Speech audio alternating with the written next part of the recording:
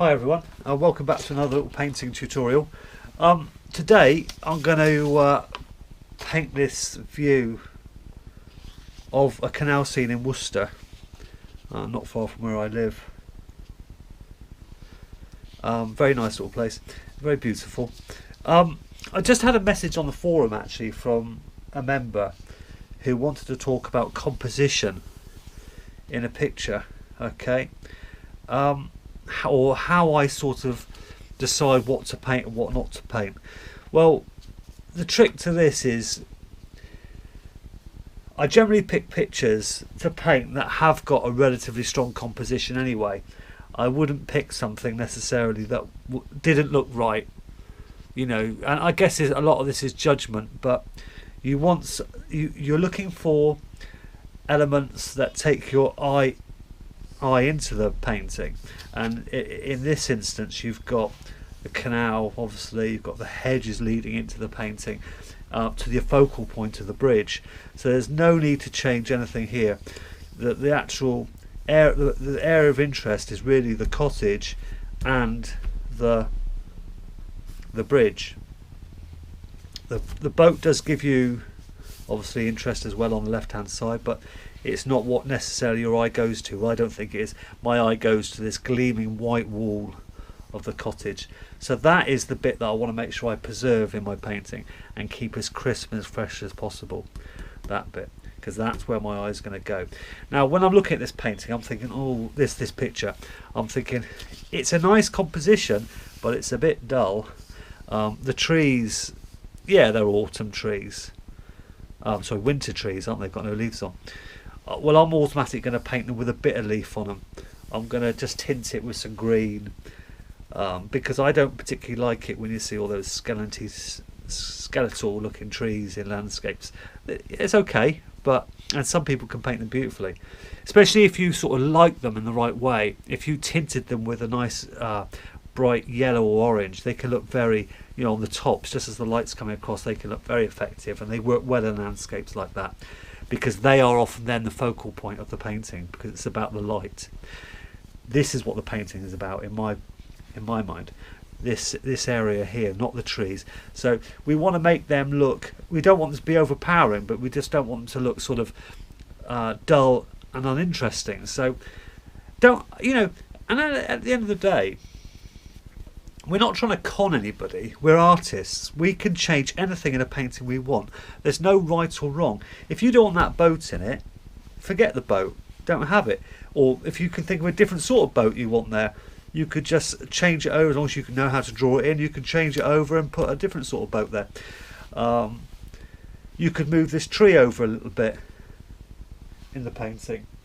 Might work a bit. I probably will leave it there, but because I know it will work okay, but you know, you could bring it over a little bit.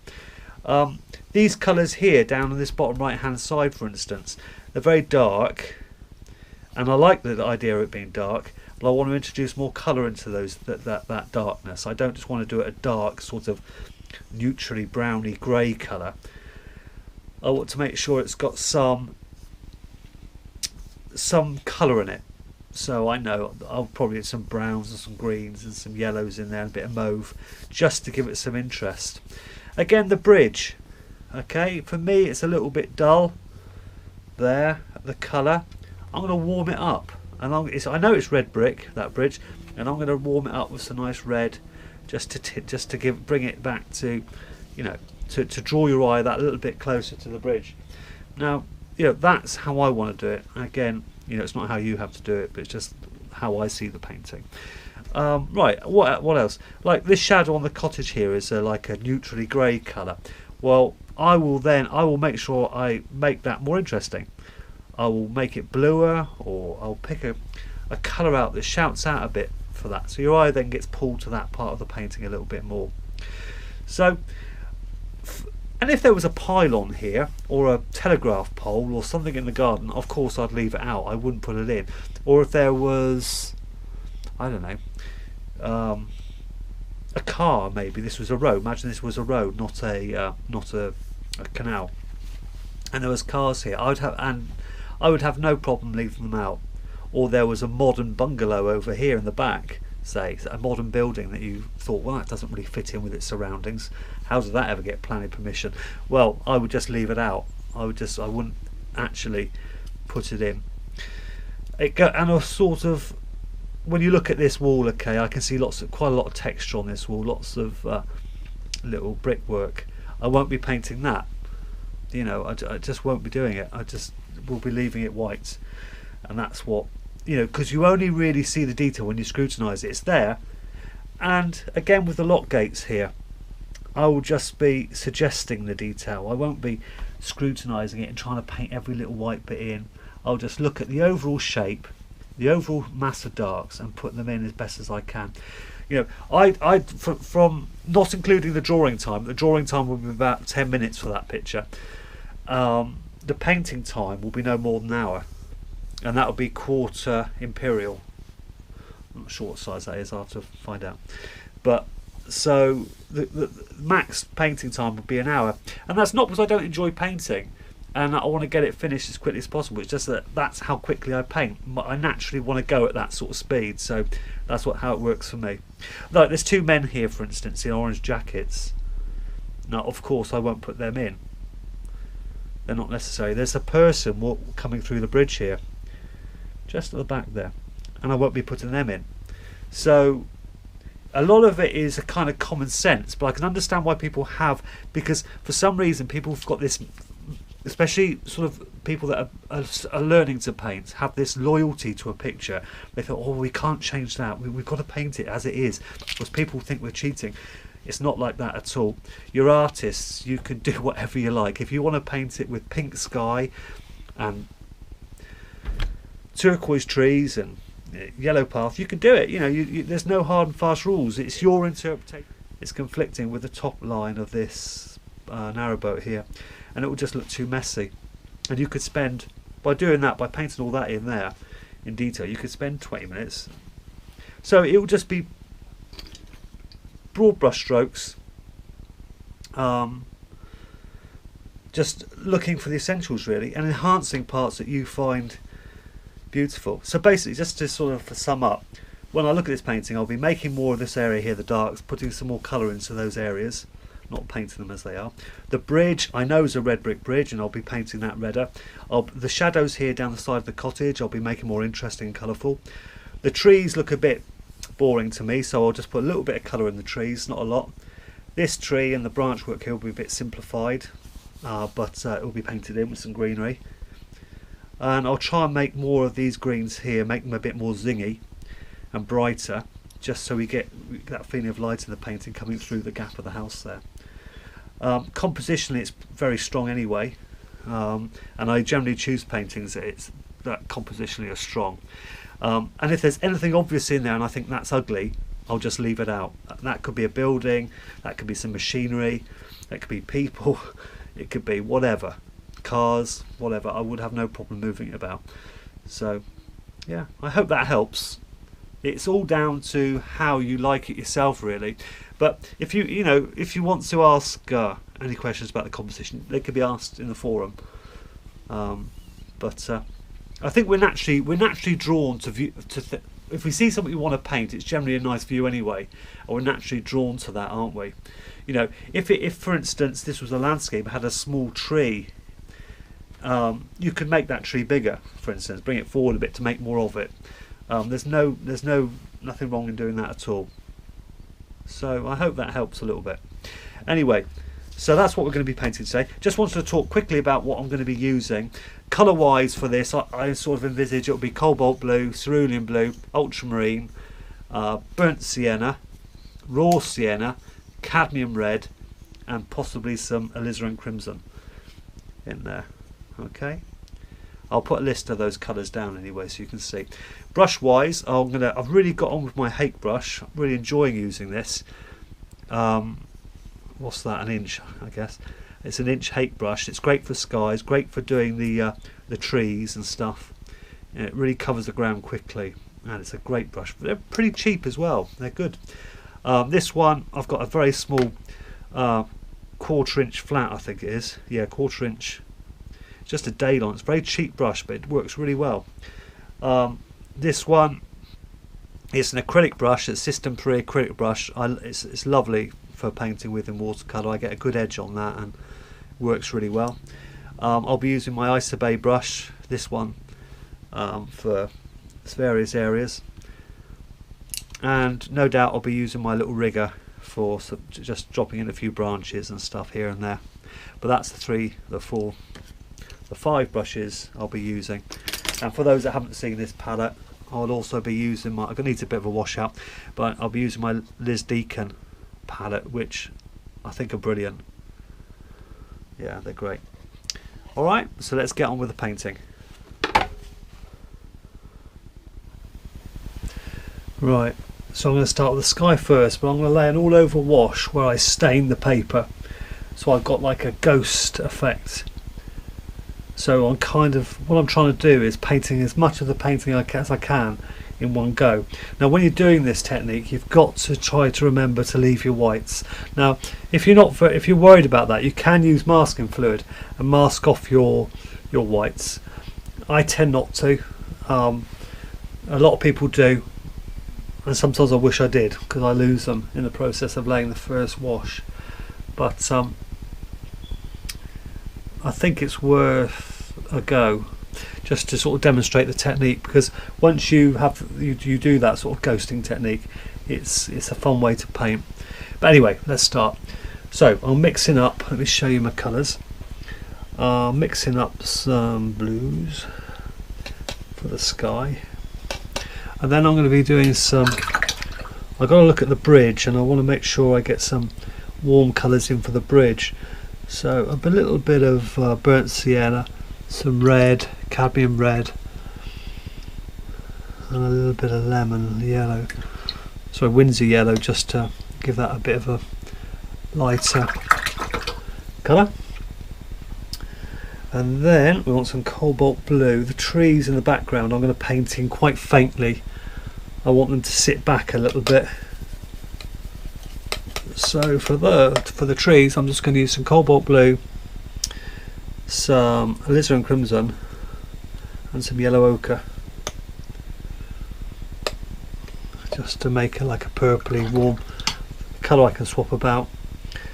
And then we've got green for the grass in the foreground. We've got some lights coming through there, so we want some nice Windsor yellow. So it's important to mix all these pools of colour now, because when you're laying that first wash, you're not going to have a chance to mix the colours. You've got to get the mix now. Okay. Right. So I'm going to start by just damping the page with my mister bottle. This just helps me get the paint moving. Okay. So not too much. Just a nice bit of. And now I've got to think about my whites. I really want to preserve the whites on the page. I'm going to kind of come down here with the sky, behind the trees. I'm going to have a little bit of warmth in the sky, some reddish browny clouds, just to add some interest. I want to keep it quite simple, but just soften some of those edges of those white clouds back there. And I might just go back into the top of the sky, just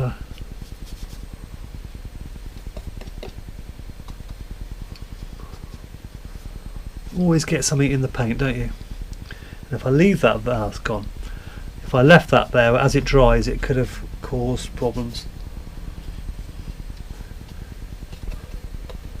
So now as I come down to the horizon here, I'm just going to go a bit more blue, but I'm going to put some alizarin crimson in it just to purple it out a little bit. I don't want it such an intense blue. And this is where the tree line is really. So we've got trees there. I'm going to paint them with some greenery on, because I don't want it to have it too autumny. I'm in the mood for some colour today.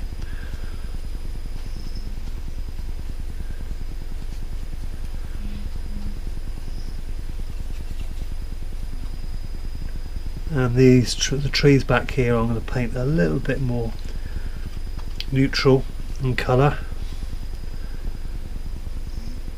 just staining the paper really.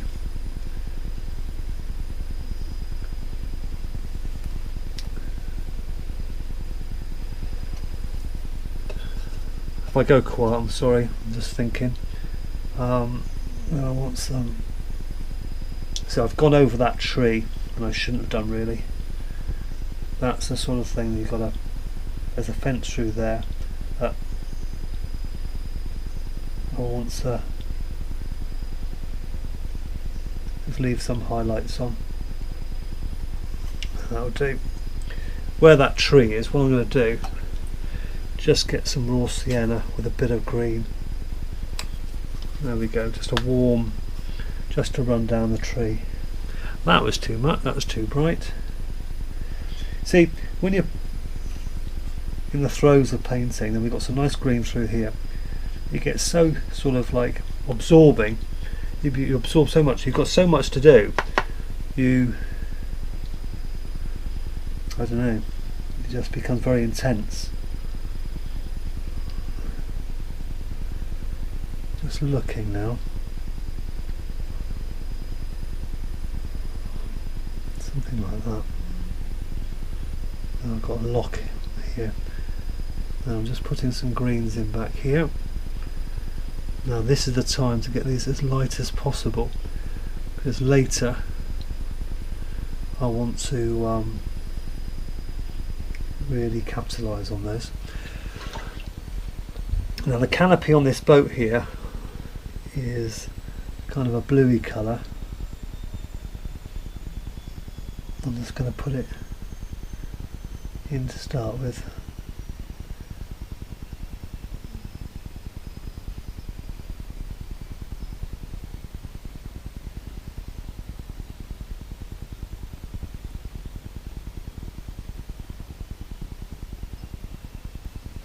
We'll come back to that later.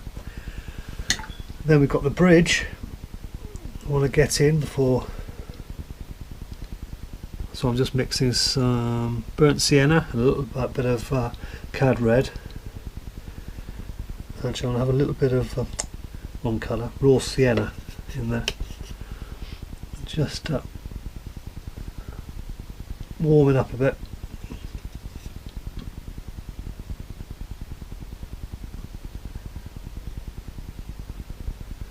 And now I'm going to shift towards a more dirty brown colour by adding some blue, because it doesn't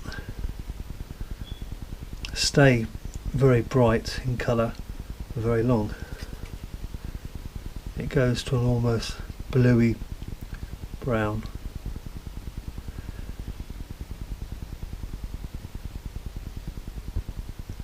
Just be careful here, because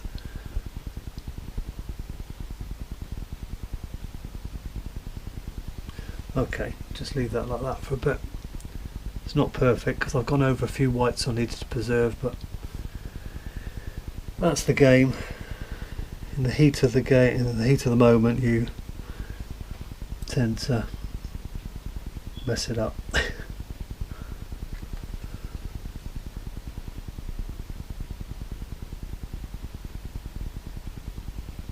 Just go around some darks here at the back. I'm trying to get those in now, because it is the secret in the painting. It's the darks. Well, I know I say this every time, but I'm going to say it for those people that have just joined and maybe haven't seen the other videos. It's the darks that make the lights. Without the darks, as far as I'm aware anyway, you have a job to make the lights. So it's a battle.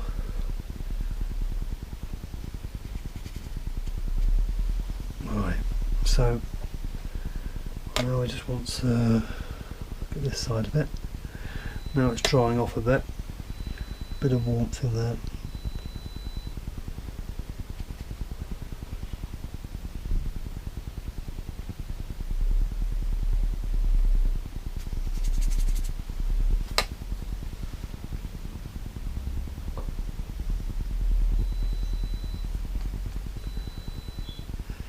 all over this side down here. It's very much in shadow, and I'm going to go for that all the way through.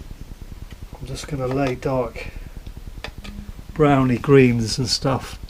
Actually, that's not true, because the top of that hedge is quite sort of sunlit, but not bright sunlight, just a bit.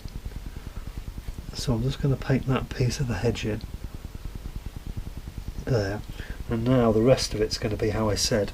It's going to be going cobalt, wrong colour, sound like Judge Rinder then, cobalt, alizarin crimson and some raw sienna. So I've got the earthiness, but I've also got the cool of the blues, and I'm going to put that in there. And basically this shadow comes across here now. So I'm thinking and planning all the time what I'm doing.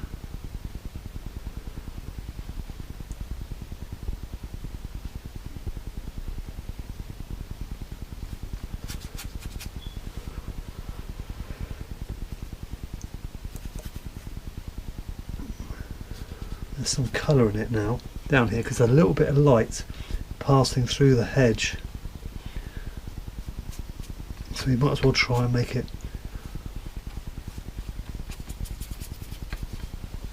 reasonably convincing like that. I'm going to try. There's some little posts down here, but what I'm going to do is, once we've got this colour in, I'm going to try and lift those post colours out with a bit of just by lifting the colours out, and that's the canal path basically. But we'll be revisiting this area. I'll just make that edge a little bit smooth up, and there's a path there, not a path, sorry, just right. So we'll come, but we will be back visiting this again and spend some time sorting that out. Right, now we just want to, there's a nice deep shadow on the front side of that cottage. I want to get in when I know the other values. And there's a fence through here. How does that go? So we'll just leave that like that and let it do its own thing now. There's a window there. Okay, so we've just got this area to sort out now, and that first wash is done. So we've got to make sure we pick up the sky in the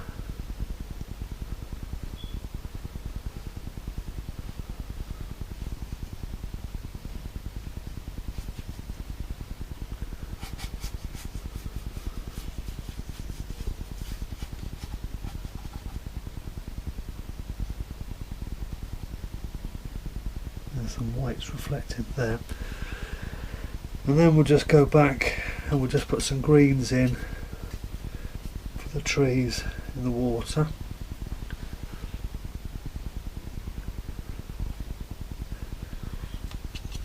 A bit too dark, but oh, excuse me, Toby's barking.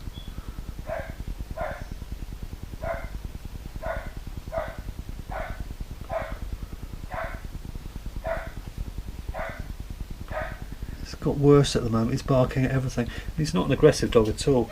You wouldn't find a nicer dog nature wise, but he gets so excited when he sees people come and deliver the post or whatever. Right, so we're just carrying on with getting a reflection of the trees in. I'm just trying to make that look. I've got to watch that because I've got to put the blue of the canopy in there. So now I'm just using the same blue there basically to reflect that in the water.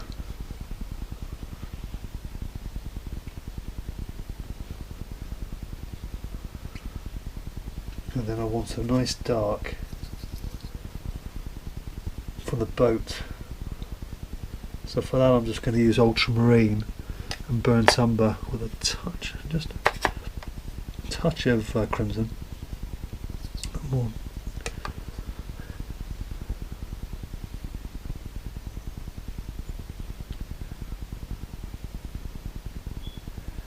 I'm just going to, it's only an impression of the boat.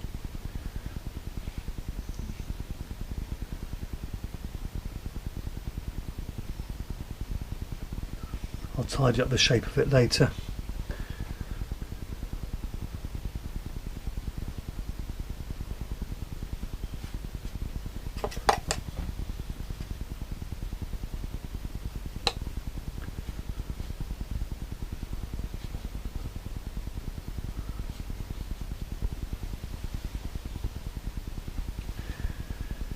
Right, now we're going to go back to cobalt blue, because around the boat there's shadow. So I'm just going to go back to the cobalt blue, alizarin and some raw sienna, and I'm just going to paint. Actually, that's strange because I must have saw that. This is how your eyes trick you when you're painting. You see things in such a different way. I saw that. I've done the hull of the boat too dark really, but we'll try and make it work for us later. The shadow there quite big.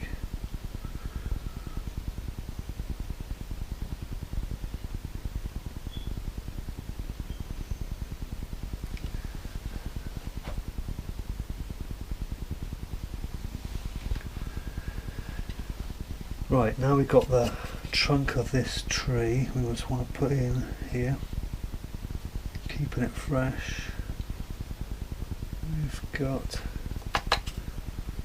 greens, and I'm just flicking them in, just keeping the colours. Then we've got some blues in between that.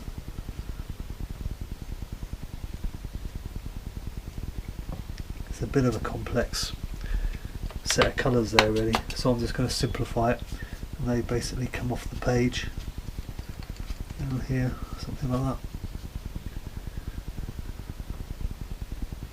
And then left that a bit late, I should have put these blues in here.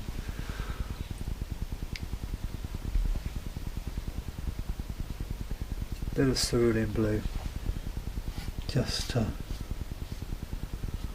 fill that patch in. Probably going to get some horrible effects there now. And then just go back to it, fill in this area. Then I'm going to get a smaller brush. And the next stage of the painting is basically to go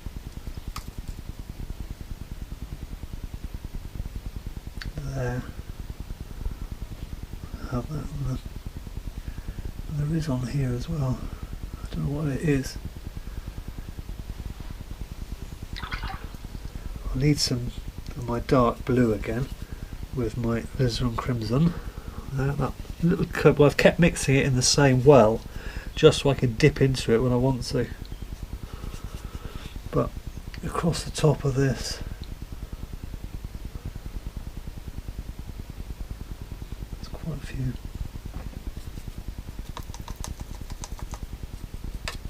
There's a nice green hedge in there, so I'm just going to stick that in. Okay, I'm going to leave that for a bit, and then I'm just going to put in back of the bridge. There's some darks.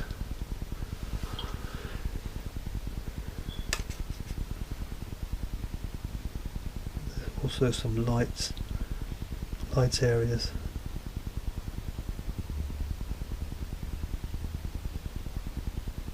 So we'll leave those.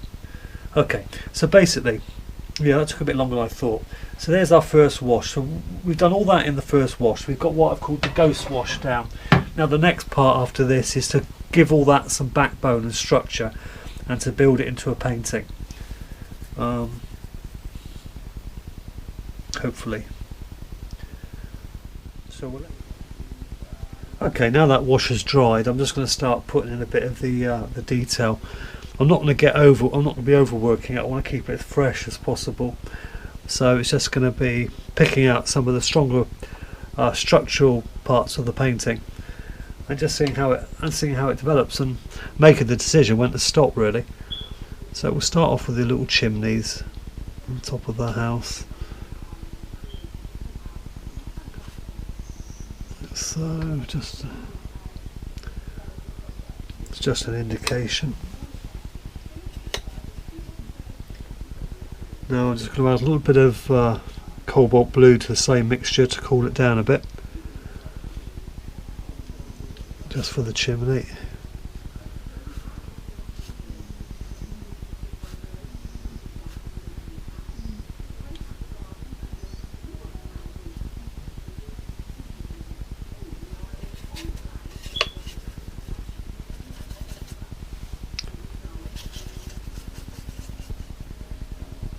And this is just the eaves of the cottage.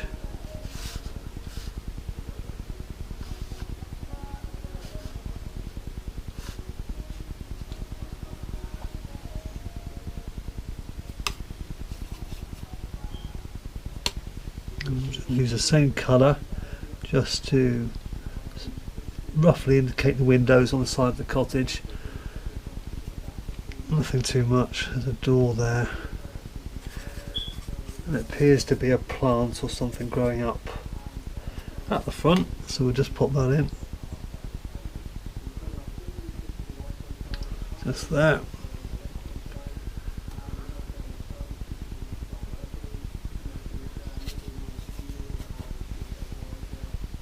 Now we'll move our attention. We're going to tell you what we'll do now. We'll put in these lock gates there. Now I can't really make out what's going on, so sometimes when you look at a picture, this is one of the problems I always find with painting from a photograph. Sometimes it's very hard to actually sort of work out what's going on in the picture. So what I tend to do is just, I think I've said this a lot of times, is just squint my eyes and block in the darks. Just look at it and then block in the dark areas, really.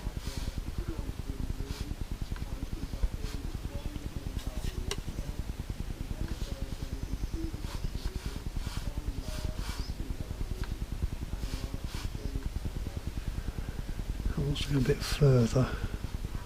There. There we go.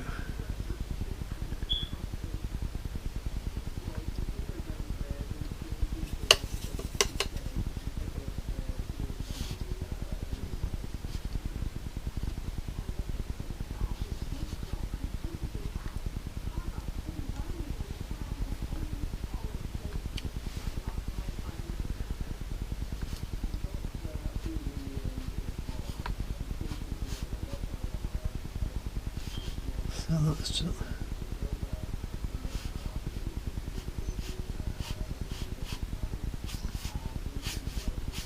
few little reflections going on. I'll just put those in now. But really that is the lock gates done, really. I'm going to put a few shadows under there. Didn't mean to do that. Right, now we'll go back to the bridge, and I just want to get a bit of shape into that bridge.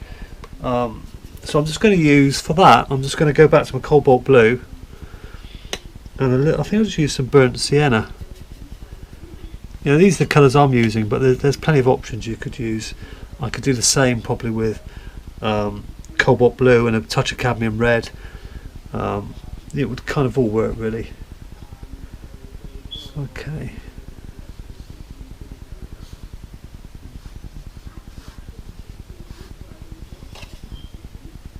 Kind of goes dark over this side, slightly lighter down there. So I'm not trying to, I can see brickwork there,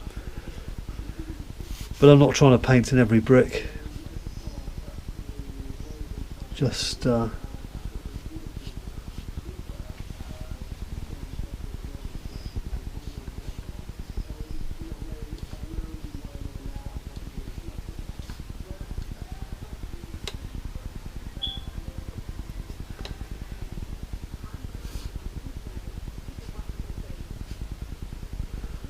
we'll just take that up to there. Actually, I think in this case I'm going to take it right to the cottage. I don't really worry what the photograph's telling me. In this situation I'm just doing what I think. This looks better. Right.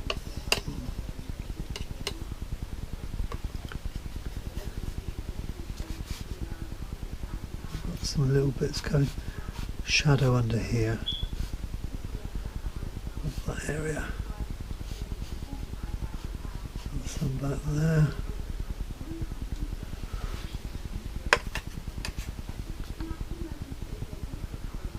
And there's some shadow back there under the bridge.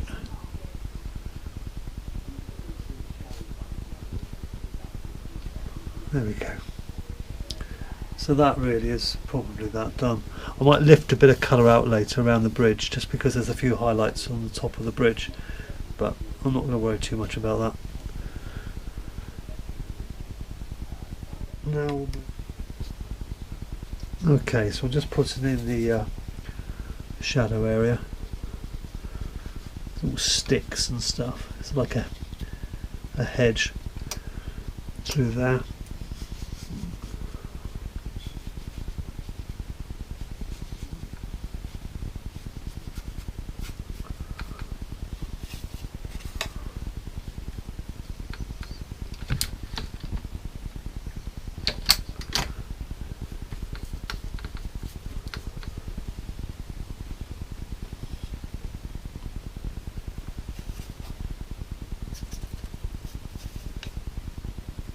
Mixing up a little bit more colour.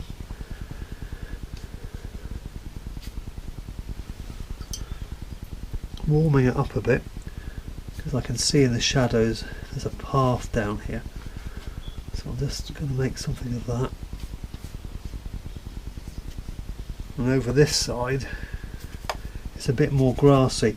Even though you can't really see it, I'm still going to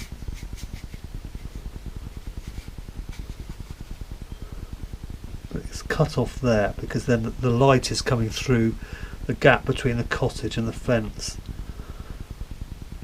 so it's worth. There we go. There we go.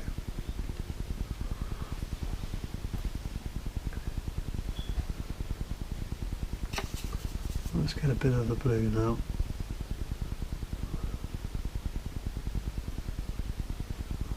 Just do down there.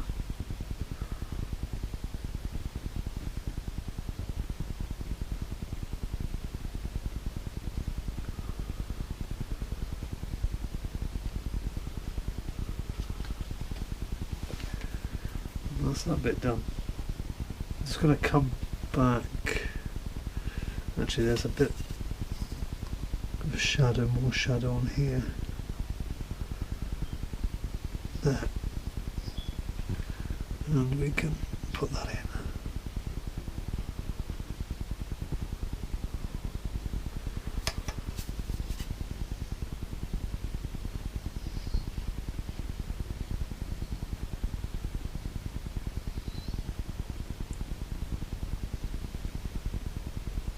There we go.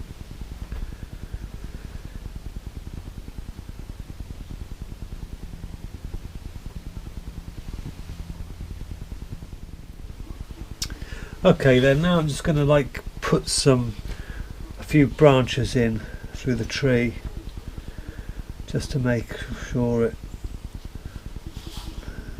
but they're going to be kind of lost and found because obviously they're moving their way through the foliage, so you've got to just show them, you know, they come and go, don't they? And for that I'm just using cobalt blue and some raw sienna. Something like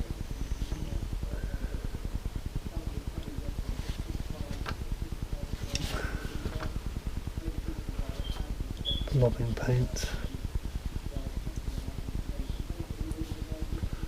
Always get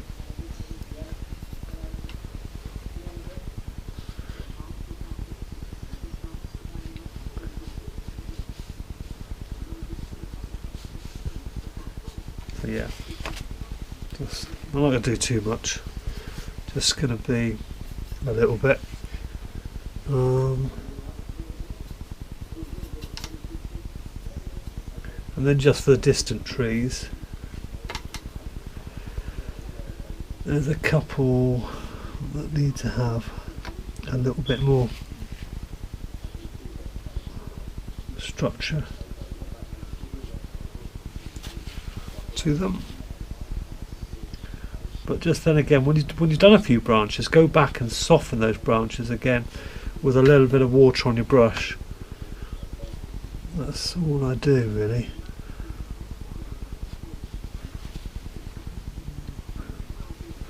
So I've done some branches there. I hope you can see that. So now I'm just going to go back and in places soften them and merge them in. Very simple.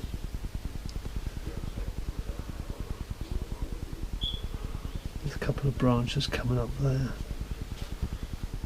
There's one coming up. There's a couple coming up here. But you know, I'll tell you who I used to like watching to paint branches in trees was Alan Crawshaw. I don't know if anybody's ever heard of him, but yeah, I think he's quite a famous artist in the UK. But he used to paint fantastic. I used to love watching him do trees. He used to paint lovely trees. Well, he still does. You know. Still does paint them. Put a few branches in there. That's about it really. And then we can just echo some of these branches, some of the reflections, and again just soften those a little bit in places. We'll just also just come down here where the branches are. And finally, what I'm going to do now, just a little bit of burnt sienna, a little bit of ultramarine to make a nice dark.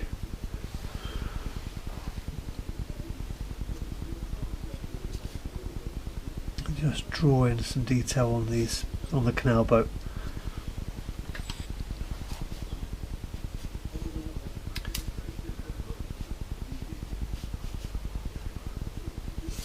Just to make it appear a bit more solid.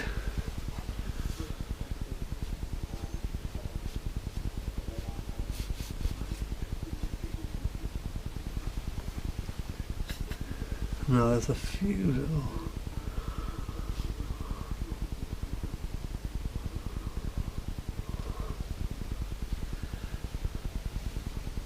of those there. And that's it really. So there we go.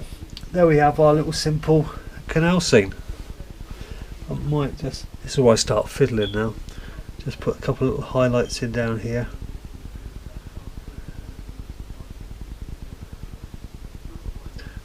Somebody was asking me where the use of white paint can be in watercolour painting. Yeah, they've seen white being used, or they wanted to use it. And I said, well, sometimes if you want to, if you've got a dark area like that there, and you want to use some to get some highlights in it, you could just mix some white opaque watercolour paint with some, say, lemon yellow, maybe add a touch of cad red to it or something like that, and just, yeah, you know, you'd have some better highlights than you get with just watercolour on its own. But you can just experiment with that, and it's all good fun. Apart from that, it's kind of finished. I'm going to lift out some colour across down there, where the hull of the boat goes back, meets the water. Lift a bit of colour out. let's have a look what it looks like with a mount on. Picture mount.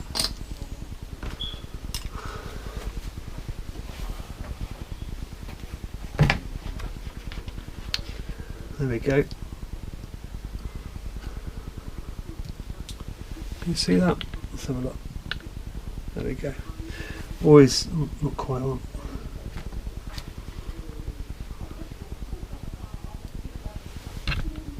There we go. Always helps a little bit once you put a mount on a painting. If I just wind that up a bit, should put it in a bit. There you go. Yeah. So it's quite. So really, all we wanted to do in that was keep the colours fresh. We didn't want to. We got that first initial wash in of colour, and then we went back and we just strengthened up a few areas. We didn't really do an awful lot. That first wash we put down sort of did actually nail an awful lot. Now, if I'm being really fussy, what a couple of things I should do, and just before I disappear, is lift out some colour in a couple of places, because I can see round that bridge. I need something to rest my hand on because the painting's still damp. If I just damp a brush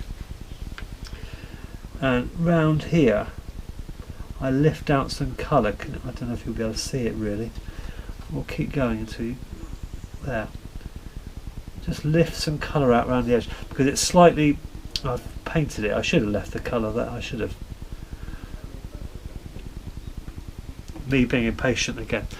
But just by highlighting that little bit there, and the same down here, and I think it's the same on the top.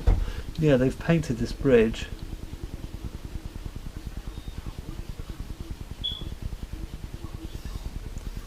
And just lift the colour out. Yeah, it's not essential, but I always find actually when I'm outside painting I'm an awful lot more observant than when I paint from photographs. I see an awful lot more outside than, don't know why that is really. I guess it's big. I've got pretty bad eyesight actually, so I'm just going to put another little bit of cool wash now on the bridge, just down here. A bit of shadow that comes across, a stronger bit of shadow that appears there, and it kind of goes up there. But anyway, there we go.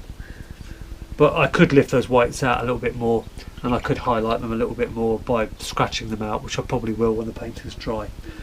But yeah, so anyway, that gives you an idea of what I've been doing, and I hope it's helpful, and I hope you want to maybe have a go at it.